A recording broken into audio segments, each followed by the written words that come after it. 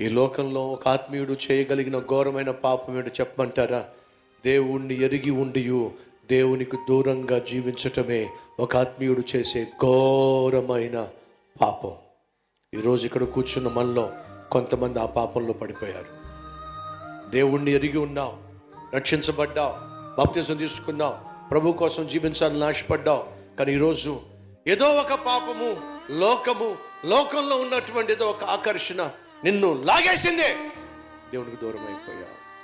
ఆనాడు పేతురుని, అంద్రేని, యోహాన్ని, యాకోబును లోకం ఆకర్షించింది, వెనక్కి లాగేసింది. ఇప్పుడు పేతురు